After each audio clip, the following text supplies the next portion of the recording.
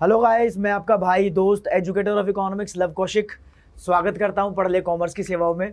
और आज आवाज़ थोड़ी सी ख़राब लग रही होगी, गले में पता नहीं क्या हो गया यार, वो गला फट सा गया है तो बोलते बोलते थोड़ी सी तबीयत ख़राब है। लेकिन फिर भी मैं आज की क्लास में आपको एक इतनी इंपॉर्टेंट इन्फॉर्मेशन देने वाला हूं जो आपकी ज़िंदगी के लिए बहुत इंपॉर्टेंट होने वाली है। अगर आपको लगता है कि 12th क्लास के बाद आपको पता होना चाहिए कि कौन कौन सी बढ़िया गवर्नमेंट जॉब के ऑप्शंस आपके पास होते हैं, या फिर आपकी फ्रेंड और फैमिली में कोई रिलेटिव है जो ये जानना चाहता है, तो आप उन सबको बता सकते हो। और ज्ञान होना अपने आप में एक बहुत बड़ी बात है। इन जॉब्स में रहकर आप कितना पैसा कमा सकते हो, क्या ये चीज़ें हैं, हर एक चीज़ आपको बताने वाला हूँ। तो मैंने आपके लिए 5 बेस्ट जॉब सेलेक्ट की हैं। सबसे नंबर 1 पे एनडीए है, यानी आर्म्ड फोर्सेस में आप जा सकते हो, नेवी में, आर्मी में और एयरफोर्स में। ठीक है, कैसे जा सकते हो बताऊँगा। CHSL SSC कराती है, पुलिस में जा सकते हो, रेलवे में जा सकते हो, बैंक की नौकरी मिल सकती है। ये पांचों नौकरी कैसे मिलेगी, क्या एज लिमिट है और 12वीं ही इन सबकी क्वालिफिकेशन है, कितने पैसे कमा सकते हो, ये इस वीडियो में बता रहा हूं। तो प्लीज़ इस वीडियो को बिल्कुल लास्ट तक देखना। आपको हमारी वीडियोस अच्छी लगती है तो प्लीज़ चैनल को लाइक करो। अभी तक सब्सक्राइब नहीं किया है तो प्लीज़ सब्सक्राइब कर दो। अपने फ्रेंड्स को बता दो कि यहाँ पर किस तरीके की क्लासेस प्रोवाइड की जाती है। स्कूल के कोर्स के साथ साथ आपको life style, life skills, life hacks बताए जाते हैं ताकि आपकी ज़िंदगी में आप कहीं कंपटीशन में पीछे ना रह जाओ।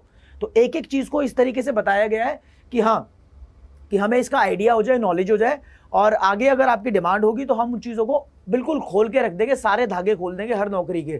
समझ रहे हो। तो दोस्तों शुरुआत करते हैं एनडीए से। एनडीए की वैसे फुल फॉर्म है नेशनल डिफेंस एकेडमी।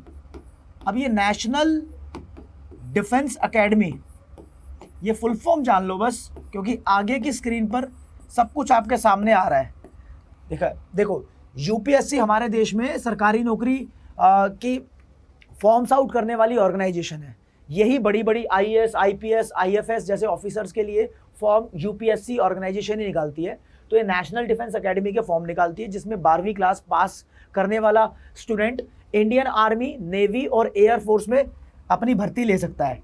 अब जब बात की जाएगी कॉमर्स वाले स्टूडेंट्स की, तो कॉमर्स वाले स्टूडेंट्स नेवी और एयरफोर्स में नहीं जा सकते, वो यहाँ पर इंडियन आर्मी में जा सकते हैं। और इंडियन आर्मी में जब जाएंगे वो बच्चे, तो उनको लेफ्टिनेंट की पोस्ट मिलेगी। 12वीं क्लास में रहते रहते एनडीए का एग्ज़ाम दिया जा सकता है। अभी इस साल जब मैं वीडियो बना रहा हूँ ये तो 4 सितंबर को पेपर है और एनडीए में अप्लाई करने की डेट चली गई है। लेकिन 2 बार साल के अंदर एग्ज़ाम निकलते हैं, एक तो जून जुलाई में निकलता है और एक अक्टूबर नवंबर में। अभी आप पेपर देते भी तो आपका वो पास हो भी जाता तो ये काउंट करते नहीं, काउंट करते हैं वो वाला जो आपने दूसरी बार एग्जाम दिया है, यानी 12वीं आपकी पास होने वाली हो और तब पेपर दिया हो, वो वाला अटेम्प्ट आपका काउंट होगा। जब कॉमर्स वाले स्टूडेंट्स एनडीए का एग्जाम क्लियर कर लेते हैं, 900 नंबर का पेपर आता है और 350 नंबर लाने पड़ते हैं। इतना मुश्किल पेपर आप मत मान के चलो। इसके बाद 900 नंबर का एसएसबी का इंटरव्यू है, वो थोड़ी मुश्किल वाली बात होती है, मतलब उसके लिए मेहनत करनी पड़ती है।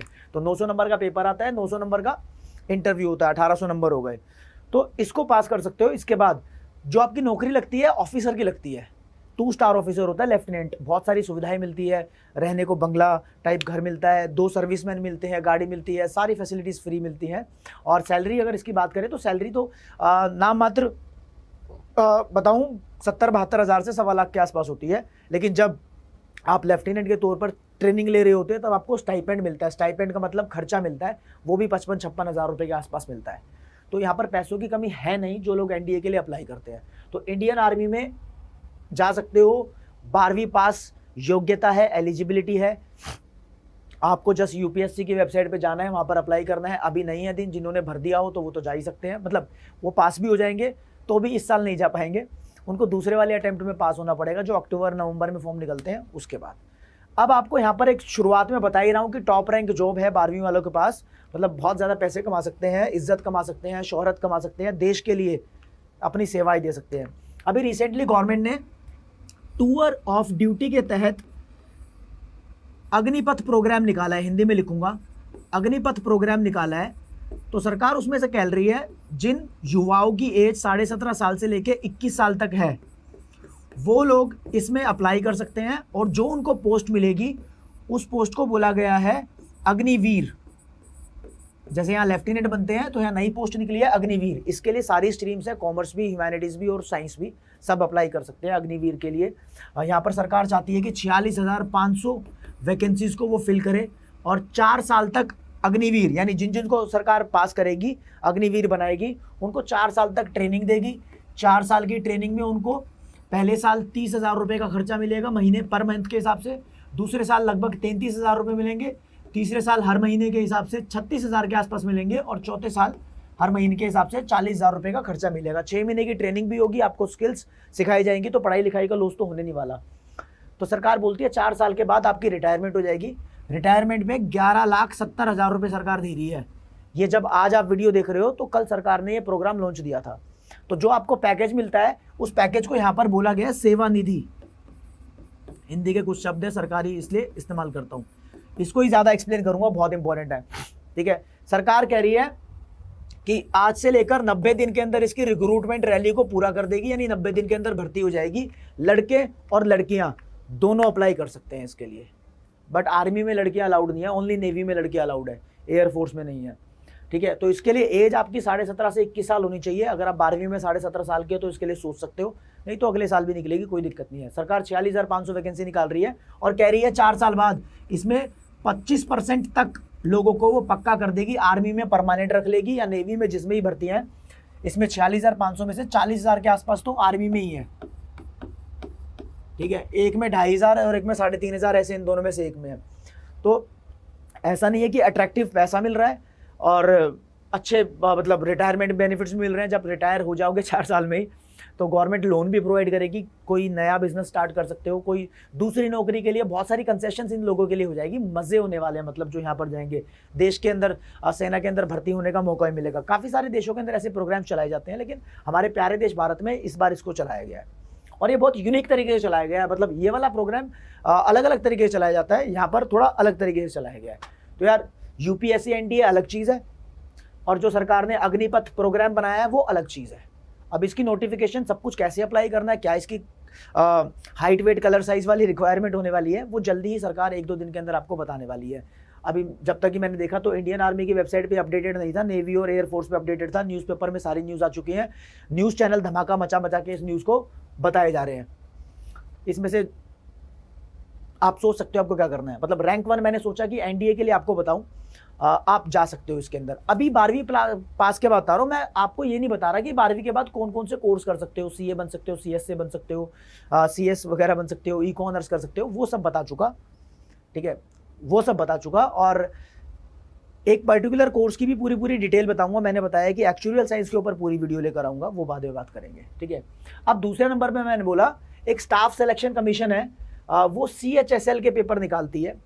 इस पेपर में 12वीं क्लास के जो अभ्यर्थी है यानी कैंडिडेट है, वो इसके लिए एलिजिबल होते हैं और वो ये नौकरियां कर सकते हैं। मतलब एक क्लर्क की नौकरी होती है, LDC बोलते हैं, lower division clerk, junior secretariat assistant JS, postal assistant होते हैं, सॉर्टिंग असिस्टेंट होते हैं, डेटा एंट्री ऑपरेटर होते हैं। ये नौकरियां हैं।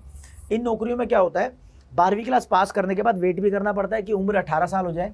तो 18 से 27 साल तक की जिसकी उम्र होती है वो इनके लिए अप्लाई कर सकता है और 20,000 से लेकर 34,000 रुपये तक की इसमें सैलरी मिलती है।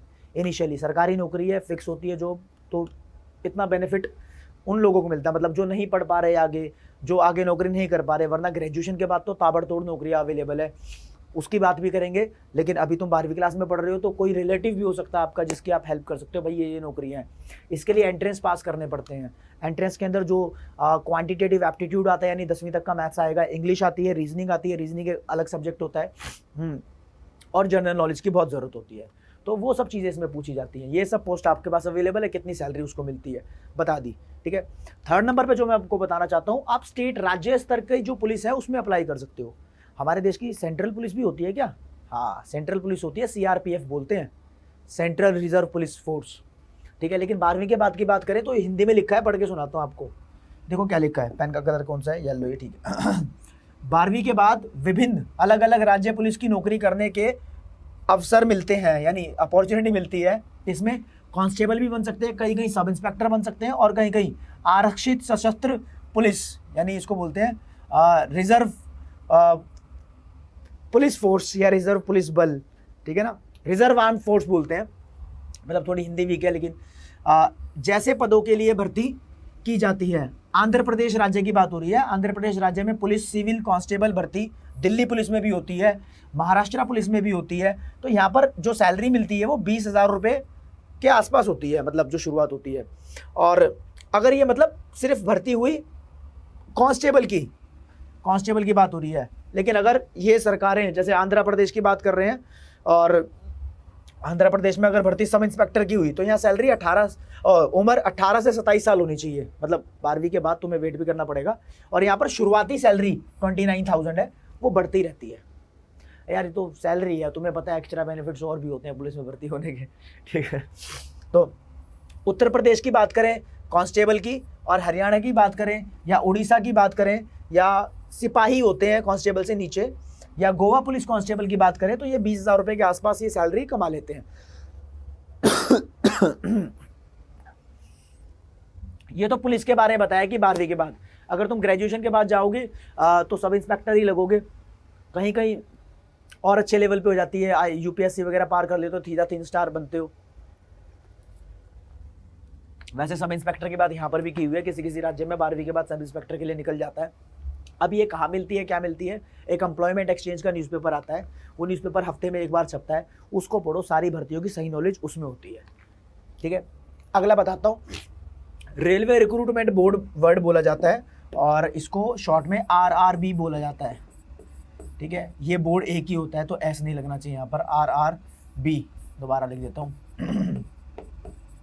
ठीक है। तो इसके अंदर अगर नौकरी चाहिए तो नौकरी की पोस्ट पहले सुन लो। इंडियन रेलवे के अंदर कुछ वैकेंसीज, सहायक लोको पायलट होता है रेल चलाने वाला, आप रेलवे का ड्राइवर बोल सकते हो उसको। तो उसके अंदर कुछ वैकेंसीज निकलती है, और कुछ ऑफिस असिस्टेंट होते हैं, कार्यालय सहायक बोलते हैं, स्टेशन मास्टर होते हैं, और टिकट कलेक्टर भी होते हैं। और ये था ना सहायक, लोको पायलट नहीं बन जाते हैं, लोको पायलट का हेल्पर बनते हैं 12वीं क्लास के बाद। इसमें सैलरी 40 से 50,000 रुपये होती है। रेलवे मोटा पैसा खर्च करती है, बढ़िया पैसे प्रोवाइड करती है, ठीक है। और उम्र होती है 18 से 30 साल, जो लोग अप्लाई कर सकते हैं। इसके फॉर्म्स वगैरह का कुछ पता नहीं है, जब निकलते हैं तब अप्लाई कर सकते हो, डेट कोई फिक्स्ड है नहीं, ठीक है जी। अब मैं बता रहा था आपको 4 तरीके की बता चुका हूँ। अब बैंक जॉब भी होती है 12वीं के बाद, ठीक है। तो कौन कौन सी बैंक की नौकरी होती है? ज़्यादा खतरनाक नौकरी नहीं होती, मतलब हाई लेवल की नहीं होती है। 12वीं के बाद यही नौकरियाँ होती है। एक क्लर्क बन सकते हैं, चपरासी बन सकते हैं, टेलीकॉलर बन सकते हैं, और कस्टमर केयर सर्विस के अंदर जा सकते हैं, और भी छोटी मोटी पोस्ट सरकारी बैंकों में निकलती रहती है। देखो मैंने कोई प्राइवेट नौकरी के बारे में बात नहीं की, सारी बातें की है सरकारी के बाद। लेकिन मैं तुम्हें ये इन्फ्लुएंस करने की कोशिश बिल्कुल भी नहीं कर रहा हूँ कि तुम्हें सिर्फ 12वीं क्लास ही पास करनी है, उसके बाद नौकरी लेने के लिए बैठ जाना है, ठीक है। अगर नौकरी लेने के लिए बैठोगे 12वीं के बाद, तो मैं ये रिकमेंड करूँगा ना यार तुम्हें, ये सिर्फ यही रिकमेंड करूँगा।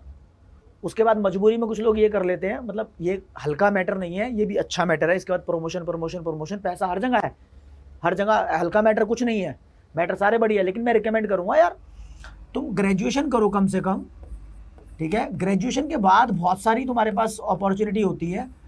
SSC का जो एग्ज़ाम होता है 12वीं में CHSL होता है, और इसके बाद जो एग्ज़ाम होता है वो CGL होता है। इसके अंदर और अलग अलग पोस्टें निकलती है, ऑफिसर्स वगैरह बनते हैं, असिस्टेंट वगैरह बनते हैं, इनकम टैक्स में जाते हैं, सेल्स टैक्स में जाते हैं, GST डिपार्टमेंट में जाते हैं, पुलिस में भी अच्छी नौकरी मिलती है, स्टैटिस्टिक्स इकोनॉमिक्स के अच्छे ऑफिसर बनते हैं। UPSC में जाओगे तो ग्रेजुएशन के बाद और बढ़िया नॉलेज है, IAS IPS वगैरह बनाते हैं। ग्रेजुएशन के बाद रिजर्व बैंक ऑफ इंडिया बहुत बढ़िया नौकरियाँ निकालता है। भाई मेरा गला बैठा हुआ तो मुझे लग रहा है कि आपको इतनी इन्फॉर्मेशन दी है। ग्रेजुएशन के बाद की कहानी बाद में करेंगे, अभी 12वीं क्लास के एग्जाम पे फोकस करो। 11वीं में तुम आ गए हो तो तुम्हें अपने हिसाब से पता होना चाहिए ज़िंदगी में क्या करना है, क्या टारगेट है। कोई दिक्कत आ रही है किसी भी समस्या में तो मुझे कमेंट सेक्शन में बताओ। तुम जितने लोगों की सेम प्रॉब्लम होगी उसके ऊपर वीडियो बनाई जाएगी, वरना कमेंट सेक्शन में तुम्हारी समस्या का समाधान कर दिया जाएगा।